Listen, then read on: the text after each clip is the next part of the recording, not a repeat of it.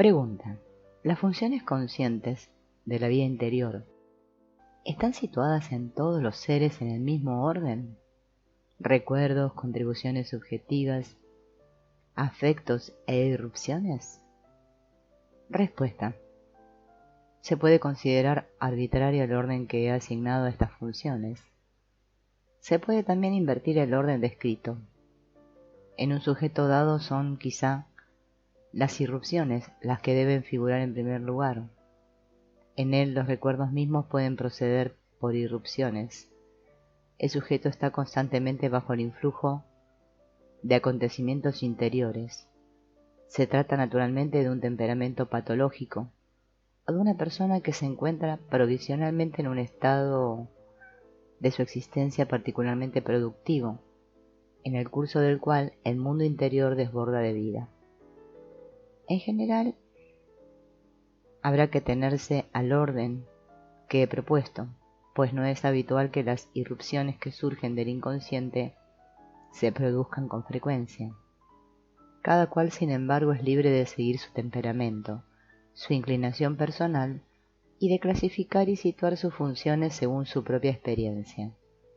He propuesto esta clasificación porque la memoria es una facultad que hasta un cierto punto obedece a la voluntad, las contribuciones subjetivas también, pero en un grado menor, pues a veces no se puede impedir pensar o sentir cosas que nos reprochamos profundamente y que preferiríamos no sentir en nosotros. En cuanto a los afectos, están fuera del alcance de la voluntad. Cuando se producen, en fin, irrupciones, se es víctima de un knockout que nos hace morder el polvo y que nos sume en un estado momentáneamente confuso. La característica más auténtica de este espacio interior es que en él estamos reducidos a la pasividad. El sujeto no es ya actuante, sino que está condenado al papel de paciente. Así es por lo menos para nosotros, los occidentales, mientras que las culturas orientales, por su parte, han aspirado a crear un orden, una disciplina en este mundo interior. Hay que considerar también la intención que preside los esfuerzos de la psicología analítica de no dejar que reine la pura barbarie en este espacio interior, sino de edificar en él una disciplina, llegando al conocimiento de los datos que contiene. No debemos confundir el espacio psíquico interior y consciente con el inconsciente. Tengo conciencia del recuerdo desagradable que me asalta, de la cólera que siento o de la inspiración luminosa que cruza por mi mente. El inconsciente no comienza hasta una capa más inferior, círculos centrales. Los egipcios pintaban las estatuas de Osiris de azul para indicar que pertenecían al mundo subterráneo. Las cosas allí comienzan a ser diferentes, pero todavía no hemos hablado de ello. Pregunta: ¿hay un parentesco entre las contribuciones subjetivas de las funciones y las perturbaciones que los complejos determinan en las asociaciones? Respuesta: hay efectivamente un parentesco. En cuanto las contribuciones subjetivas comienzan a hacerse notar de forma desagradable, en cuanto por ejemplo uno se siente a disgusto a causa tan solo de algunos pensamientos o de algunos sentimientos percibidos en el fondo de uno mismo, esta sensación de disgusto es ya una perturbación que revela un complejo. El mecanismo que actúa es el mismo que el que interviene en la perturbación de una asociación. Un ejemplo: ha muerto el tío de un amigo nuestro y tenemos que darle el pésame. Ahora bien, sabemos que el amigo en cuestión, en el fondo, en un sentido, se siente muy feliz de la muerte de su tío, que le hace entrar en posesión de unos buenos ahorros. Esta idea que subyace en nuestra mente va a ser responsable de nuestro lapsus, y en lugar de darle el pésame, le felicitamos. La contribución subjetiva, nuestro pensamiento subyacente, se ha abierto camino victoriosamente, lo que es debido naturalmente a un complejo, por ejemplo, a una identificación inconsciente con el feliz heredero. En un caso semejante, las contribuciones subjetivas salen claramente a la luz. Otro ejemplo: Cuando en el curso de una entrevista la conversación aborda una cuestión crítica para nuestro interlocutor, éste guiña los ojos, lo que quiere decir, hecho el telón. Pasa por el escenario alguien que no quiere ser visto. Así pues, existe naturalmente una multitud de imponderables que son otros tantos indicios de nuestras reacciones secretas. Pregunta: ¿acaso las perturbaciones que aparecen en el curso de experiencias de asociación hechas con primitivos no son condicionadas, además de por los complejos, por las prohibiciones que emanan de los tabúes? Respuesta: yo no he hecho experiencias de asociaciones con los primitivos. No es nada sencillo experimentar con ellos. Fotografiarlos presenta ya dificultades, pues para el primitivo la imagen de un ser es su alma. Cuando hacemos una imagen de él y nos la llevamos con nosotros, lo que hacemos es raptarle una de sus almas y podría caer enfermo. Por eso los primitivos no quieren dejarse fotografiar, y además por miedo a que la imagen caiga en manos de un hechicero, quien podría servirse de ella para sus maleficios y sustraerle otras almas al ser fotografiado, hasta que le sobrevenga la muerte. De modo que las tentativas experimentales no son posibles más que con mission boys, los cuales, habiendo perdido su carácter natural, son en general poco recomendables para experiencias psicológicas. En ellos se encontraría sobre todo complejos europeos y abominables sentimientos de inferioridad debido a su color. Si se llegara a hacer experiencias de asociaciones con primitivos que se hayan mantenido auténticos, se encontraría incontestablemente reticencias que estarían en general menos condicionadas por complejos personales que por prohibiciones colectivas emanadas de los tabúes. Se puede observar, por ejemplo, que cuando se habla de espíritus en presencia de los primitivos, estos tienen una reacción análoga a la de un ser civilizado en el que se hubiera descubierto un complejo, o en presencia del cual se hubiera hecho una reflexión molesta, lo que en el fondo viene a ser lo mismo. Se constata exactamente los mismos síntomas, cosa que no debe extrañar, pues las perturbaciones y los embarazos del civilizado frente a sus complejos son simplemente los residuos de antiguos tabúes. Continuemos nuestras experiencias de asociaciones. Deseo citar ahora otros ejemplos que nos darán una impresión de conjunto de lo que son los complejos y que nos pondrán en camino hacia su teoría. Para empezar, veamos la lista de las palabras inductoras críticas: rezar, separar, casarse, disputar, familia, felicidad, falso, besar, elegir, contento. Estaban repartidas, subrayémoslo, entre un gran número de palabras inductoras indiferentes y no formaban por tanto una serie sugestiva. Busquemos qué es lo que puede haber aquí. Yo conocía antes de iniciar la experiencia los siguientes detalles. Mi cliente era una mujer casada de 30 años. Su marido la había llevado a mi consulta a causa de unas crisis exacerbadas de celos que le martirizaban, aunque saltara a la vista que el marido era un buen hombre, como un cordero, incapaz de la menor desviación. No obstante, ella tenía esos celos violentos, tan conocidos, cuyos accesos están desprovistos de fundamento. Estaba casada desde hacía 3 años y era católica practicante. El marido era protestante, lo que según ellos no intervenía en absoluto. He de señalar que ella era de una gazmoñería singular. Por ejemplo, no se había desnudado jamás delante de su marido, sino siempre en una habitación contigua.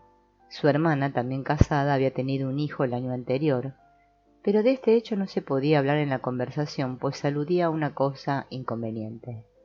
Por lo demás, según decían, habían sido felices. Naturalmente, yo examiné a fondo primero a la mujer y luego le pregunté: ¿no es una fuente de dificultades el que usted sea católica y su marido protestante? No, nos hemos puesto de acuerdo sobre esto. Para mi madre es muy importante que yo siga siendo católica y que mis hijos sean educados católicamente. El marido, interrogado sobre la misma cuestión, me respondió: Eso no cuenta para nada, yo no voy mucho al templo. Le pregunté de nuevo, ¿es usted desgraciada en su matrimonio? En absoluto, dijo, siento un gran amor por mi marido y por eso estoy muy celosa. ¿De dónde puede provenir esto? ¿Será quizá porque yo tengo un temperamento apasionado? Comprendí que con una simple conversación no se podía sacar nada de la paciente y le propuse, para acortar su suplicio, someterla a una pequeña experiencia. Veamos el resultado del estudio con ella de las reacciones críticas. La palabra rezar había determinado perturbaciones sensibles. Lo que rezar podía implicar de desagradable acudió entonces a su mente. Tras algunas vacilaciones, confesó. Naturalmente, el cura, en la confesión siempre pincha un poco, y de todas formas no deja de ser desagradable que mi marido sea protestante. A pesar de todo, quizás sea nefasto que haya dos religiones en la familia. La palabra separar le inspiró asimismo un comentario. A fin de cuentas, separar al matrimonio. Ante casarse, confesó, al ir emergiendo poco a poco el secreto de la historia, que los celos habían trastornado profundamente la vida matrimonial. Ante la palabra disputar, me entero de que tiene innumerables disputas con su marido y que la pareja está lejos de ser tan feliz como ellos pretenden. Ante familia, ella asocia descomposición de la familia. Ante felicidad, no hay felicidad en el matrimonio. Ante falso, es falso dejarse llevar por imaginaciones sobre otras personas. ¿Otras personas? Sobre otros hombres. Ante besar, besar a otro hombre. Ante elegir, se elige mal. Ante contento, se está muy descontento. Era la verdad. Resultó claro que ella tenía la cabeza llena de pensamientos eróticos en relación con otros hombres, mientras que su marido estúpidamente no le proporcionaba ni el menor pretexto que justificara el más pequeño reproche. No pudiendo confesarse semejantes pensamientos, tenía que hacer escenas para engañar, como si el culpable fuera él y no ella. De esta suerte ella le martirizaba escandalosamente. No le amaba en el fondo, sino que por el contrario le odiaba y pensaba desembarazarse de él. Este ejemplo nos muestra la utilidad de semejante experiencia cuando se tiene una simple conversación con una persona. Esta, a pesar de sus guiños de ojos, puede lograr engañarnos de medio a medio y a veces se la cree por completo. Pero cuando se practica esta experiencia y se tiene ante sí el resultado por escrito, uno sabe a qué atenerse. He aquí un nuevo ejemplo, mucho más trágico. Se trata de una mujer de unos 32 años. Tenía fortuna y vivía en el extranjero con sus 2 hijos. 3 o 4 meses antes de que yo la conociera había perdido al mayor, una niña de 4 años que había muerto de fiebre tifoidea. Inmediatamente después de la muerte de su hija, apareció en ella un estado depresivo, patológico, que hizo necesario un tratamiento en una clínica. El motivo de su depresión parecía a los psiquiatras de una claridad evidente. Su hija preferida le había sido arrebatada y este golpe había acabado con su equilibrio. Fue trasladada a mi servicio y tuve que ocuparme de su caso.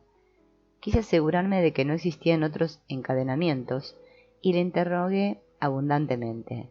Me respondió con una claridad que su estado no había empañado. La pérdida irreparable de esta niña me ha dejado inconsolable. Yo era además muy feliz y todo iba muy bien. En su depresión no era discernible ningún otro motivo. No obstante, hice con ella una experiencia de asociaciones, la cual aclaró su patogenia. He aquí la lista de las palabras inductoras críticas que determinaron reacciones prolongadas. Ángel, terco, malo, azul, rojo, seguida de una perseveración. Rico, querido, caer, libre, seguida de una perseveración. Casarse, seguida de una perseveración que se extiende a las 2 palabras siguientes indiferentes. No les voy a pedir que adivinen el significado de este jeroglífico. No podrían resolverlo, pues son necesarios detalles complementarios.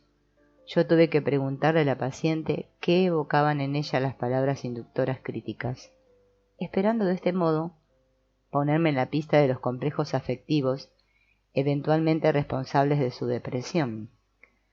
Ángel, ¿qué acude a su mente cuando yo pronuncio esta palabra?, le pregunté. Sus ojos se llenaron de lágrimas y la enferma respondió que pensaba en su niña muerta. La encadené aún más diciéndole que comprendía su turbación y que la compadecía en su dolor. Era una buena introducción para las palabras inductoras siguientes, que parecían aún más plenas de desazón, y por las que no hubiera sido acertado comenzar. Terco. Ella meditó largamente y al final dijo: quizás yo sea muy obstinada. ¿Por qué? ¿Se es obstinado o no se es? No me paré más en ello, pero anoté para mí que quizá había allí algo por elucidar. Malo. Esta palabra suscitó la misma meditación que la precedente. Fue visible que alcanzaba a su fondo, a lo más íntimo de ella, en forma indecible que la hundía en su estado confuso. Allí se encontraba ciertamente el complejo patológico específico, responsable de su mal. Se trataba de algo que ella no conseguía ni captar, ni realizar, ni dominar. Los ingleses dicen algo parecido: I cannot cope with it. No puedo con ello, es superior a mis fuerzas. Es tan intenso, tan peligroso, tan pesado, que no se logra aprehender. Las cosas que adquieren y poseen en un ser tales proporciones le vuelven loco. Lo que él no logra incorporarse es patógeno. El infortunado, que tiene la desgracia de ser cogido en el engranaje de un conflicto semejante, sin disponer de una cabeza firme, bien asentada sobre sus hombros, tiene las mayores probabilidades de ser víctima de una explosión, en sentido figurado, de su caja craneana. Lo anoté en mi ficha. Debajo de esto hay algo grave. Azul. Sí, los ojos de mi niña eran azules. Tenía ojos muy bonitos. Desde que nació fueron la admiración de todos. Luego se embaró de pronto. Yo lo percibí y anoté de nuevo. También aquí hay algo, pues su rostro había adquirido la expresión patológica que expresa la presencia de un elemento intangible que subyuga. Rico. No me viene nada a la mente. Es una cuestión que puede serme indiferente, pues nosotros vivimos con desahogo. ¿Por qué me puede afectar? ¿Qué es tan rico entonces? Ah, sí, exacto. Es el señor X. ¿Qué relación tiene con usted? Estuve enamorada de él, pero ¿qué importa esto? Sí, ¿sabe usted? Y anoté: aquí hay gato encerrado. Efectivamente terminó por surgir un episodio. Poco antes de la enfermedad de su hija, la paciente había recibido la visita de un señor, amigo de este rico señor X, quien, aprovechando una ausencia momentánea del marido, le dijo: he visto recientemente al señor X, para el que fue un duro golpe enterarse de su matrimonio. Esta reflexión había sido la chispa en el barril de pólvora. La enferma, siendo muchacha, había estado locamente enamorada de este señor X. Ella procedía de una familia modesta, mientras que el señor X pertenecía a una gran familia. Se había dicho: un joven como él no tendrá ni una mirada para mí, no hay esperanza si debo pensar en otro. A costa de un gran esfuerzo logró dominar y modificar sus sentimientos y se casó con su actual marido. Al principio todo fue muy bien. Ella muy feliz cuando nació el primer hijo, pero se produjo entonces un incidente de lo más penoso. Apenas abrió la niña los ojos, su madre comprobó que no tenía ni los ojos de su marido ni los suyos, sino los del joven al que ella había amado. Se consoló con la idea de que Dios le había hecho el regalo de aquella hija con aquellos ojos, en recuerdo de su inmenso amor. Indudablemente esta ambiciosa hipótesis le había sido necesaria para lograr superar el golpe. Luego no volvió a oír hablar del señor X, y la vida transcurrió tranquila y sin sobresaltos. Pero, un buen día, se produjo la visita de aquel amigo común, quien le reveló que aquel hombre también había estado enamorado de ella, y que había lamentado saber que se casaba con otro. Desde ese momento apareció en la enferma lo que siempre aparece en estos casos: una situación, una tensión afectiva que puso a su ser consciente en estado de deficiencia, que le hizo perder el pie, de suerte que por el hecho De esta disminución de su nivel mental, ya no se dio plenamente cuenta de lo que hacía. Solo sabe que la niña de pronto cayó enferma. La palabra siguiente era costumbres. Ella reaccionó con malas costumbres, queriendo decir costumbres inmorales. Luego volvió a la palabra malo y le pregunté, ¿qué quiere usted decir? ¿Qué es lo que hay de inmoral y de malo? No lo sé, respondió. Dinero. Esto evocó las posibilidades pasadas, ya entrevistas a propósito de la palabra rico. Querido, pensó en su querida hija. Caer. Esta palabra le hizo pensar en sus imaginaciones eróticas respecto a su amor pasado. Casarse. Evocó su matrimonio, un tanto artificial. Solo quedaban sin explicar las palabras malo, terco e inmoral. Volví a la palabra malo y le pregunté, ¿qué hay en el fondo de esto? ¿Ha omitido usted contarme algo? ¿Cómo contrajo su hija la fiebre tifoidea? Pues verá, la bañé con agua normal. La enferma había vivido en una población en la que había agua potable y agua no potable. Mientras bañaba a su hija, el agua no potable, de lo que se dio cuenta cuando ya era tarde, la vio de pronto llevarse la esponja a la boca, pero estaba tan obnubilada que ni pensó en impedirlo. Este accidente le hizo perder todo control. El hijo menor, de 2 años y medio, se acercó a la bañera y quiso también beber agua, y ella le dejó. ¿Por qué había hecho esto? No lo sabía. Vi que estaba anonadada y cerrada tanto a la realización mental como a la concepción del hecho cometido. Interrumpí el examen, pues el tema se había hecho incluso para mí demasiado candente. Me vi de pronto enfrentado con un irremediable conflicto. Se trataba de una enferma de la que habían dado un diagnóstico de esquizofrenia, pero que quizás se podía todavía salvar. Si no se hace nada, pensaba yo, saldrá del manicomio tras un tiempo más o menos largo, con un daño más o menos grave. El drama no corregido caerá en el olvido, será asociado simplemente al dominio del más allá, y ella no sabrá jamás lo que ha hecho realmente. O bien, tengo que arriesgarme a hacer estallar todo el edificio diciéndole que ha asesinado a su hija, y que quería matar también a su hijo para poder casarse con el señor X. Tal era la situación. Reflexioné sobre ella durante un día y una noche y me dije, antes que dejar a la enferma hundirse con un daño irreparable en un manicomio, es preferible pinchar la pompa. De esta forma tengo por lo menos una posibilidad de curarla. Sabía que podía ser curada, pero que no era completamente seguro. Como médico tenía que correr el riesgo. Al día siguiente visité a la enferma y le dije, tengo que comunicarle algo grave. Usted mató a su hija y quiso matar también al pequeño, el cual no resultó infectado por un milagro. Quería hacerlo para desembarazarse de sus hijos, romper el matrimonio y poder casarse con el otro. Me dirigió una mirada fija, lanzó un gran grito y estalló en sollozos. Pensé para mí, ya está. Al poco la enferma volvió en sí. Se mostró razonable y 15 días después pudo ser liberada, ya curada. No tuvo ya dolencia mental alguna. Durante los 15 años en que continué teniendo noticias de ella, se mantuvo siempre con buena salud. Este caso, sin embargo, tenía también un aspecto que interesaba a la justicia criminal. La paciente, como homicida, estaba incursa en una pena. Su depresión mental había arreglado psicológicamente su caso. La alineación la había salvado de la cárcel, y el enorme peso con el que yo cargaba su conciencia la había salvado de la alineación. Pues, aceptando el propio pecado, se puede vivir con él, mientras que su rechazo trae consigo incalculables consecuencias.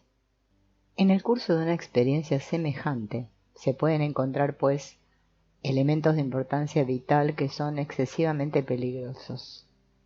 Es sorprendente la frecuencia con la que se descubre bajo una superficie inocente cosas en ignición. Mi experiencia me ha enseñado una gran prudencia, pues hay más seres de los que se cree que llevan en sí una psicosis latente. Numerosas psicosis duermen ya en el inconsciente, determinan en sus portadores, en la superficie, una apariencia exageradamente normal. Lo constataremos, por ejemplo, en que el sujeto en cuestión es un vegetariano convencido o un abstinente intransigente, o en que pertenece con exceso de celo a una asociación benefactora, o en que le gustan las acciones especialmente razonables, como para probar que todo lo que él hace entra en el campo de la absoluta razón. Este es también el motivo por el que tantos individuos portadores de psicosis latentes se convierten en alienistas, como para probar que son mucho menos locos que los enfermos a los que tratan. Sienten una gran satisfacción que les tranquiliza y pueden exclamar: «Señor, gracias por no haberme hecho como a esos». Esta actitud a veces salva una vida. Esta experiencia implica ciertos complementos. Naturalmente, mientras no se pudo aportar la prueba material de que se trataba de manifestaciones afectivas, se dudó durante mucho tiempo de la exactitud experimental que permite, con toda la claridad requerida, descubrir los afectos. Me refiero al fenómeno psicogalvánico. Su principio es el siguiente. Desde hace mucho tiempo se sabe que son las manifestaciones afectivas las que influyen principalmente sobre el sistema nervioso simpático, siendo éste el que preside a su vez el funcionamiento vegetativo del organismo.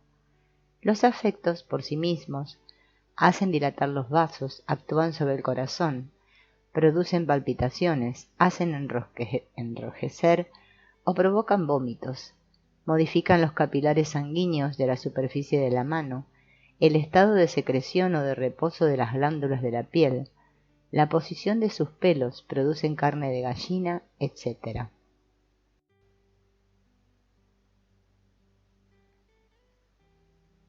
Es pues legítimo descubrir los afectos por modificaciones orgánicas de esta clase, que son fáciles de registrar con ayuda de un circuito eléctrico simple. En efecto, una corriente muy débil que atraviesa el cuerpo, por ejemplo, entre las dos manos apoyadas en dos electrodos anchos, encontrará, según el estado funcional, una resistencia más o menos grande, en estado normal la resistencia experimentada, y por tanto la intensidad de la corriente serán constantes, pero basta que sobrevenga un afecto para que los capilares de la piel se dilaten, las glándulas secreten y el contacto entre las manos y los electrodos mejore. Por consiguiente, la resistencia disminuye y la intensidad de la corriente aumenta. Las variaciones de la intensidad de la corriente, convenientemente registradas durante una experiencia de asociaciones, atestiguarán oscilaciones de la resistencia electrocutánea, modulaciones que en las condiciones de la experiencia no pueden ser atribuidas más que a las reacciones afectivas del sujeto bajo el influjo de las palabras inductoras. Se procede de la siguiente forma.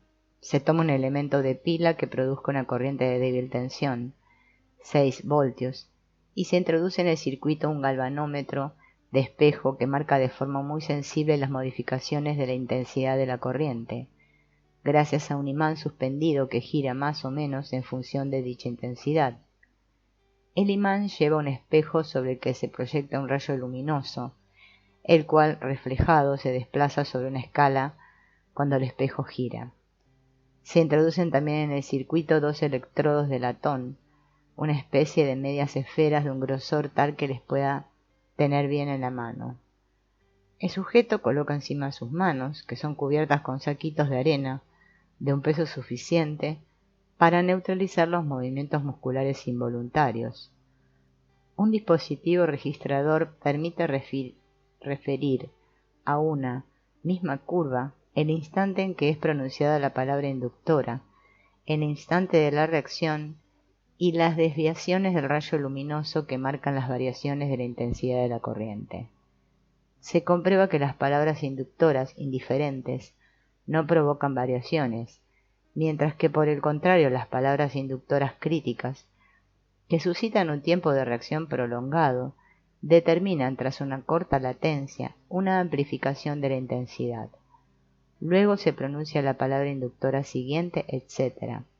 Se obtiene así una curva que añade a los indicios de complejo de los que hablamos anteriormente, la prueba tangible de las repercusiones orgánicas engendradas por los afectos subjetivos.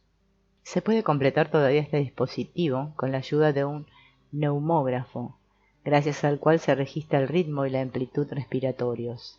Se podrá pues establecer al mismo tiempo una curva de la respiración que nos revelará un fenómeno singular.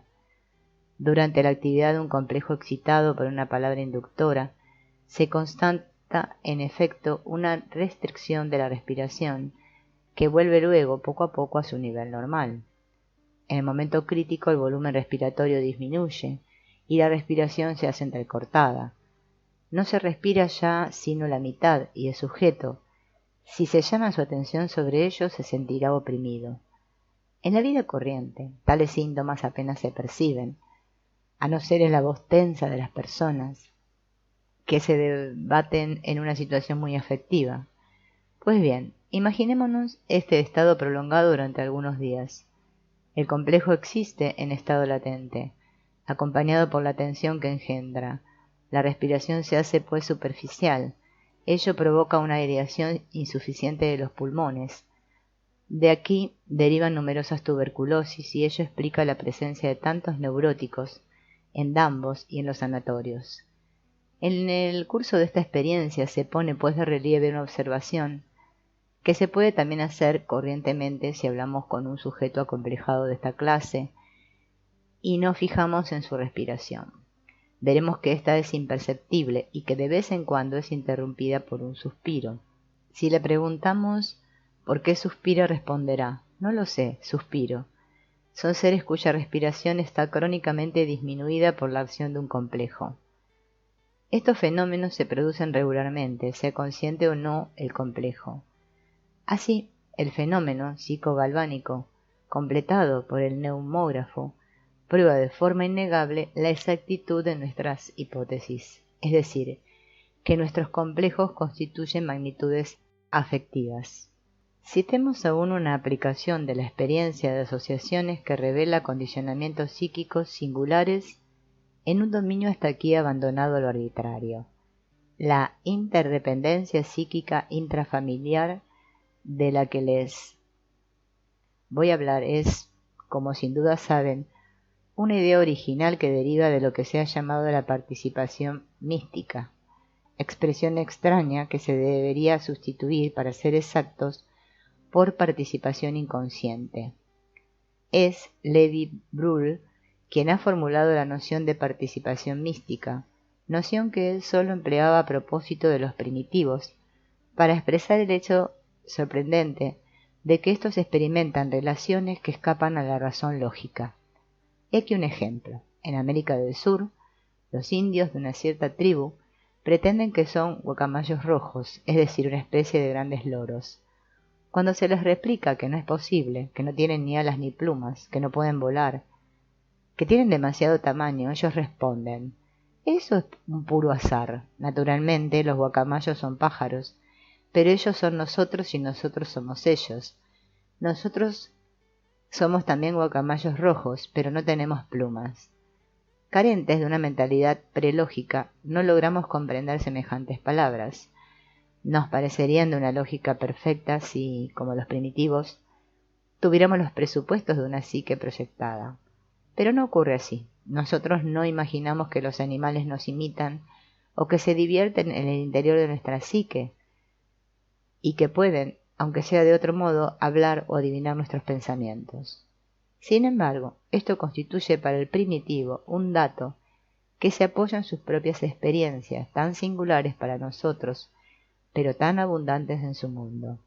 Los primitivos identifican entre sí a las cosas más alejadas y más dispares, pretendiendo que no son sino una, por ejemplo, que cierta planta mágica es idéntica al maíz y al ciervo.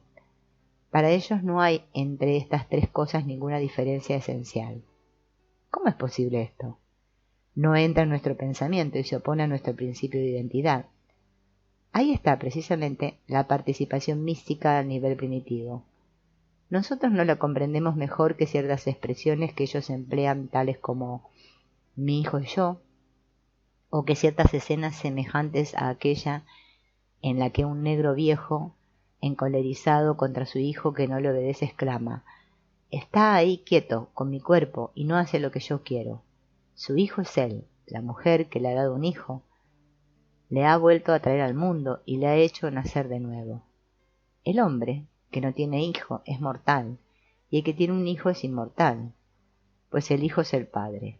Esta idea de la identidad absoluta no tiene entre nosotros el sabor de lo real, está reducida a una vida oculta. Pero volvamos a la cuestión de la psicología familiar. Puede ser estudiada, además de por el método analítico, de forma experimental. Nosotros lo hemos hecho efectuando innumerables experiencias de asociaciones en familias de humilde nivel social, en las que las reacciones verbales no están adiestradas, no están tan pulidas por el uso como en los medios cultos. Hemos sostenido los materiales así reunidos a un examen profundo. La experiencia de asociaciones en este nuevo orden de investigaciones no puede ya ser empleada tal como la he descrito más arriba. Aquí es preciso aplicar otros puntos de vista anteriormente despreciados, siendo ahora lo principal lo que el sujeto responde. Ante la palabra agua, uno reaccionará con verde, otro con lluvia, un tercero con flor y un cuarto con H2O, etc. En los estudios familiares nos hemos atenido al contenido y a la naturaleza de estas respuestas, cuyo examen sistemático proporciona hechos de un alto interés. Con vistas a este estudio, hemos tenido que proceder a una clasificación de las reacciones por categorías, constituyendo cada categoría una unidad susceptible de permitir comparaciones y medidas. Hemos repartido las asociaciones en 15 categorías o grupos lógicos y verbales. Esta distribución es puramente empírica. Lo subrayo expresamente, pues lo que sigue de nuestra exposición sería incomprensible si no se tiene en cuenta. He aquí enumerados con ejemplos de asociaciones correspondientes los 15 grupos en cuestión. 1. Asociaciones como libertad, voluntad, ir, subir, son coordinaciones, constituyendo la respuesta a un término naturalmente próximo a la palabra inductora en la mente del sujeto. 2. Otras asociaciones como pueblo, casa, azul, color, pintar, arte, son subordinaciones o superordinaciones.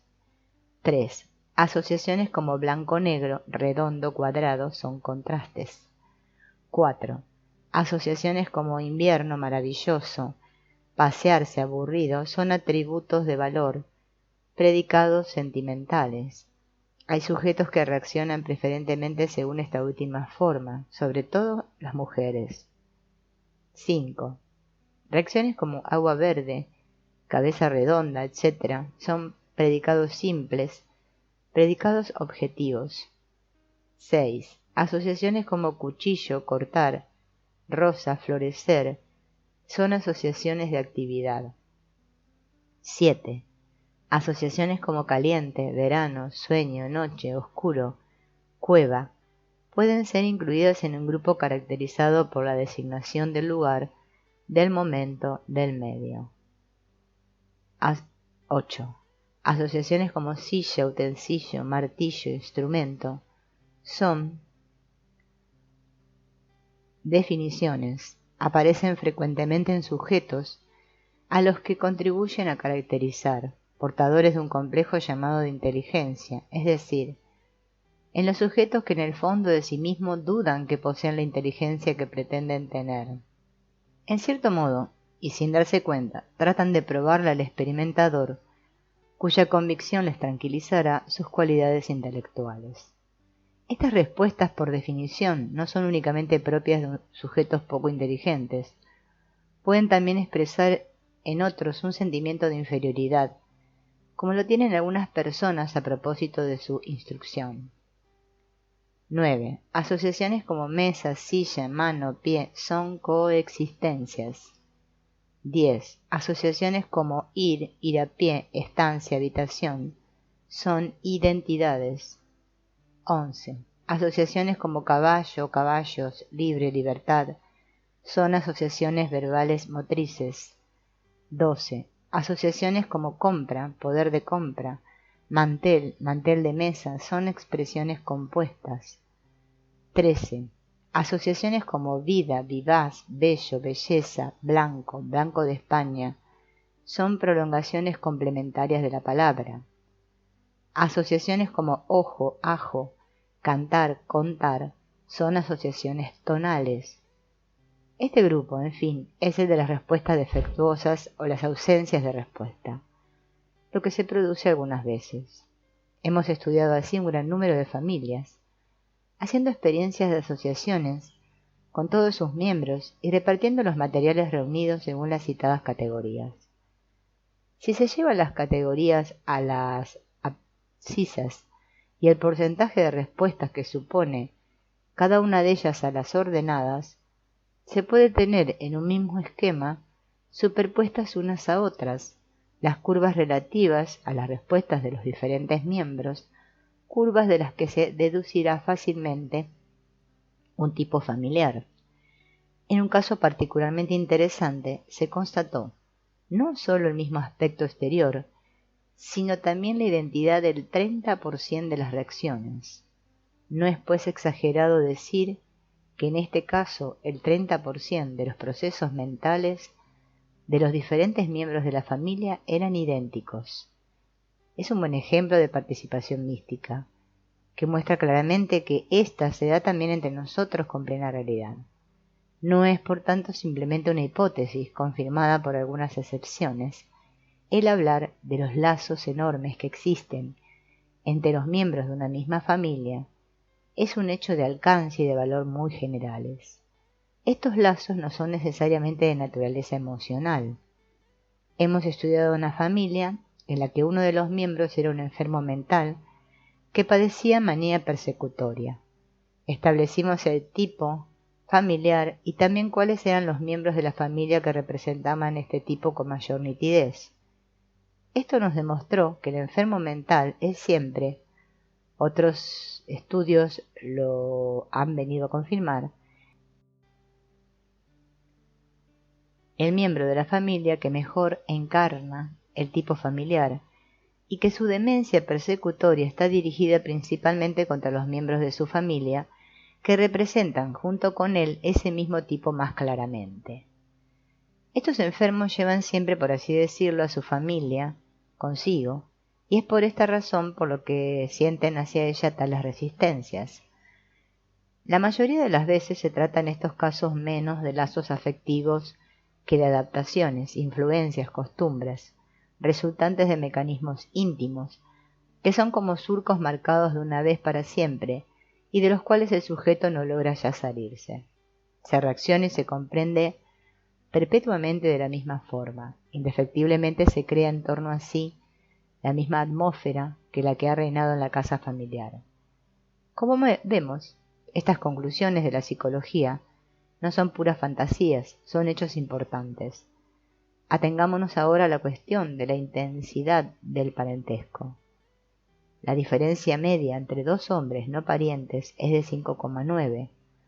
Es una diferencia relativamente pequeña, pero explica esta diferencia tan mínima el que hablemos la misma lengua y vivamos en el mismo lugar, en el mismo mundo, entre mujeres no parientes.